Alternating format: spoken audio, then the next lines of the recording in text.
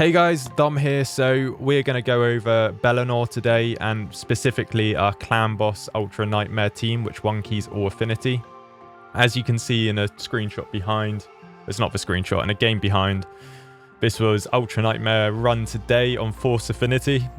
And as you can see, he did 25 million damage, and we finished the run with 73.75 million damage, which is average for Force Affinity. So we always one key force, and ever since doing this setup, I've been able to hit Ultra Nightmare, Nightmare, Brutal, and Hard. So you just get more resources per your clan boss keys every day. So it's really worthwhile doing. If you've already got a Bateater and you've got Belanor sat in a vault, get him out and we'll go over a build.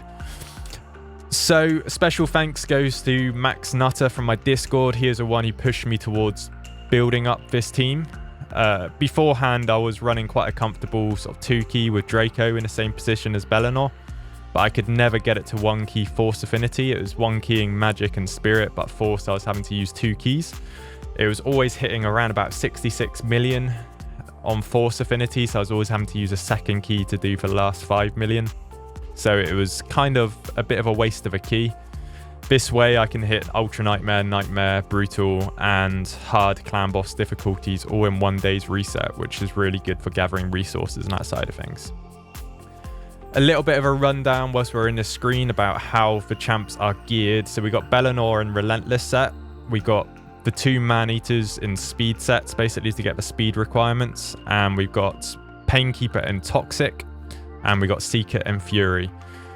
The reason why we got Painkeeper and Seeker in different sets like Toxic and Fury is it adds an extra around 3 to 4 million damage overall, which just makes the run a lot easier to get the damage you need. You'll see in the footage at the end of this specific run going the amount of poisons Painkeeper puts down and the extra damage Seeker gets from Fury set adds up to quite a lot of extra damage. Overall, you do want all your other champs to be hitting around about 12 million damage, and your main damage dealer to be doing around about 25 million to do a solid 1 key on Force Affinity. And that's the only way I could get Painkeeper to do those sort of stats and Seeker to do those sort of stats, especially when he's off Affinity.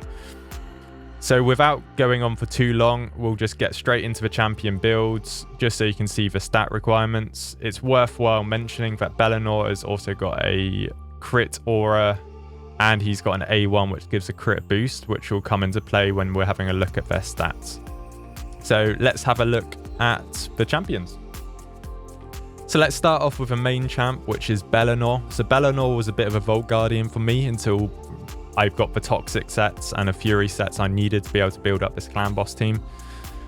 He was a bit of a meme on my account because whenever we're doing Void Shard openings, we pulled him twice, I think, out of 1 Void 2x, and that was on stream. And everyone was memeing on me ever since then, basically. But he's been sat in my vault for best part of about 6 months or so, whilst I've been getting the Toxic and Fury sets I needed, and also been working in a Great Hall to get the Great Hall Void attack and Void crit damage up, just to be able to boost his stats so it's easier to build. His total stats he's got are 4.9k attack, 218 speed, near enough 100% crit rate, 266% crit damage, and 235 accuracy. One of the things we're going to touch on when we look at his stats is he's got a crit rate aura of 24%. You can get away with less crit rate than this. You can go down to 76% crit rate if you want to be for him to basically still crit 100% of the time. But when I was plugging in the stats and the requirements into Hell Hades Optimizer, this was the best build I could get with the speed requirement you need for Bateater. If I dropped a crit rate, I would lose crit damage and also attack, so it just wasn't worthwhile me doing that. If we have a look at his skills, like I mentioned, he's got a crit rate aura, which is increases ally crit rate in all battles by 24%. This is a godsend for when you're building up the other champs. So we're building up Painkeeper in Toxic set and Seeker in Fury. This allows us to only have to worry about 76% crit rate on those champs, so we can pile more damage stats into them. And he's also got an A1, which boosts increased crit rate buff on all allies for 1 turn if his attack is critical. Like I mentioned, the way you build him is you make sure he's always critting, so you always put out this increased crit rate buff. It allows you to build things like your man-eaters, who are running much faster than any other champ in the Bateater comp, at less crit rate to be able to 100% crit. He's also got an A2, which is decreased defense and weaken. And then he puts a Perfect Veil on his champion for 2 turns. Like I say, this is the most important stat for any sort of like unkillable team. It allows everyone in your team to do more damage. And you've got to make sure he hits this. So accuracy-wise, he's on 235 accuracy, which is perfectly fine for Ultra Nightmare Clan Boss. Mastery-wise, pretty standard sort of unkillable masteries, really. So we want to make sure you take Grim Resolve because you're doing more damage when attacking with 50% HP or less. And then straight down into War Master, basically for more damage. He's a single hitter, so you don't need to go Giant Slayer, but War Master is 100% the best move. Also, with all unkillable teams, you want to be going straight down into Retribution and also Deterrence for the chance of getting those extra counter attacks out. When he counter attacks, he's putting out that crit rate buff, remember? So he's also boosting your other team's stats as well. Moving on to the other champs, we got our man-eaters. So we got one man-eater that's a fast man-eater and one man-eater that's a slow man-eater. Once again, because we're running Belanor's Aura and also his A1, you don't need to worry about 100% crit rate. He'll be at 100% crit rate if you can only build 76% crit rate, which allows you to bump their damage stats up so you can get more attack, more crit damage. With a man-eaters, it's normally more important when you're running Draco that you don't have accuracy, because that decreased attack takes up a debuff slot. But with Belanor on your team, you're not having that many poisons out, so the debuff bar is never getting filled that much. So if you wanted a man-eater with accuracy for other areas of the game, you could get away with building a bit more accuracy on your champ.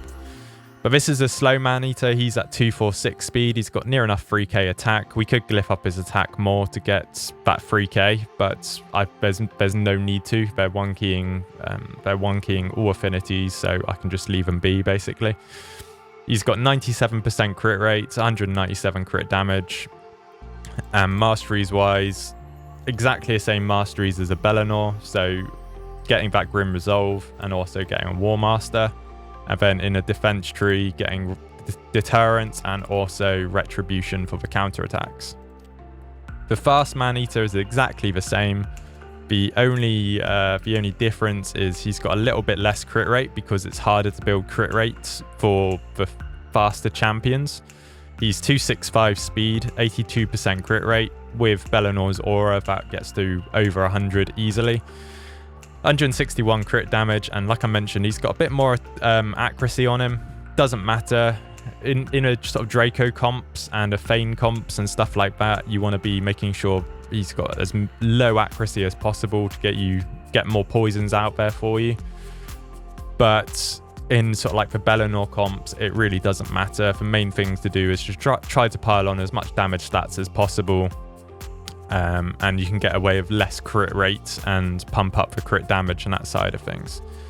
Once again, this is quite an easy part where I could look to improve. So we've always got speed gear, we've always got other types of gear which can sort of like get us this requirement. So it's always worthwhile having a look at your man-eaters from time to time, seeing whether there's any improvements you can make at 76% crit rate, and just see whether you can pump out some more damage on them. So yeah, next up we got Painkeeper. So Painkeeper's in 4-piece Toxic set. As we mentioned at the start of the video, it's important you have Painkeeper in Toxic and also Seeker and Fury if you want a 1-key Force Affinity. It adds up to around about 4 to 5 million extra damage just having those champs in those gear sets. So you really need to prioritize farming up some Toxic gear and also some Fury gear if you haven't got any. Her total stats, once again, 80% crit rate, 247 crit damage, 3.3k attack. So we're not worried about the 100% crit rate because of Belanor. And accuracy wise, we don't need to worry about accuracy because accuracy doesn't matter for set bonuses. So toxic set, it's just a default. It doesn't work off your accuracy stats basically. Overall, so she's pumped up for as much crit damage and as much attack we can get in toxic, which isn't the best sort of attack, but it's decent. We only want her to be able to push 12 million plus on force affinity, and she does that comfortably with these stats. So it's one of the builds where you can always look back on and see if you can push up these numbers a little bit more. Like I mentioned, you only need 76% crit rate to be really consistent with your hits and not have to rely on Belanor's A1 giving you that 30% crit rate boost. So focus on 76% crit rate and just basically build up your champ from there onwards. Masteries wise, we haven't used up all of our mastery points on her, for the reason being we don't want Cycle of Violence because her rotation needs to be consistent. And we could pick up Wrath of Slain, but there's no need to because everyone's going to die at turn 50, so this isn't going to have much an effect. We should probably pick it up for other areas of the game like faction wars and stuff like that, but these are the masteries you could get away with. I mean, we could even have, which one's here? Leech debuff for faction wars and stuff, but we don't really need it, so I haven't really put it in. But exact same masteries as other champs.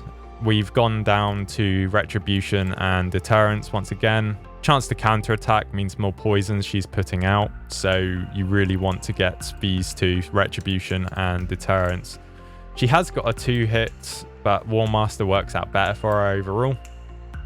And yeah, make sure you get Grim Resolve as well because they're going to be attacking when they're 50% HP or less. Lastly, we've got Seeker. So Seeker's key for this sort of comp because of his turn meter boost on his A2, which is on a 3-turn cooldown. He needs to be fully booked once again.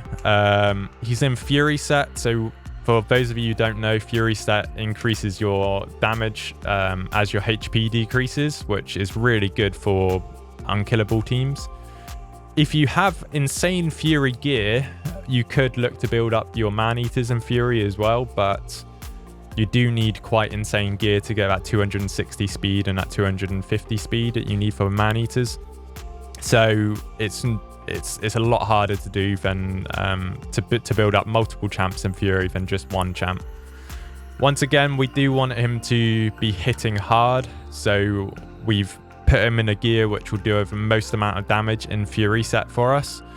Unfortunately, with the gear I've got, we had to overcap on crit rate to be able to get the most amount of crit damage and attack with the gear I've got. Once again, this is something which you can look to rebuild and play around with at a later point, because he only needs that 76% crit rate if you remember from Belanor's crit rate aura. He's 252 speed, 3.4k attack, 166% crit damage. And yeah, ideally I would want to pump up his stats a bit more, especially his crit damage. His attack's okay, but it's quite hard to do when I was building this because I didn't have that much Fury set. But now I've got more Fury set, this is something I can look back on and look to change. Masteries wise, exactly the same as our other champs. He's actually in Cycle of Violence this time. It doesn't matter too much for him that he's in Cycle of Violence, but once again you want to pick up Retribution and also Deterrence.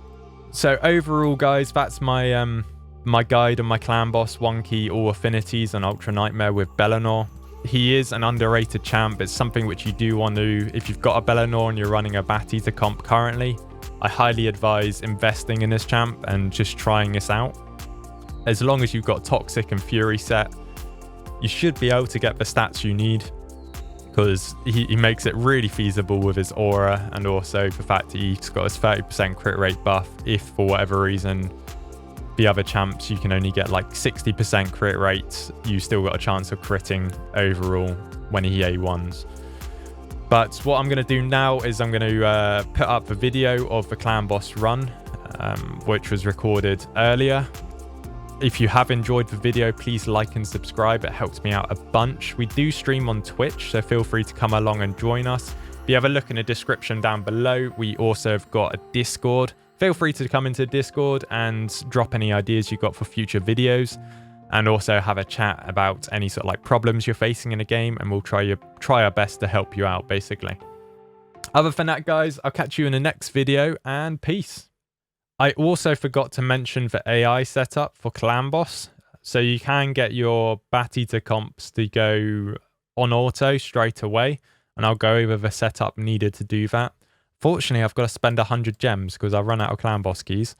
But to do that, basically, you need to follow this AI setup, basically.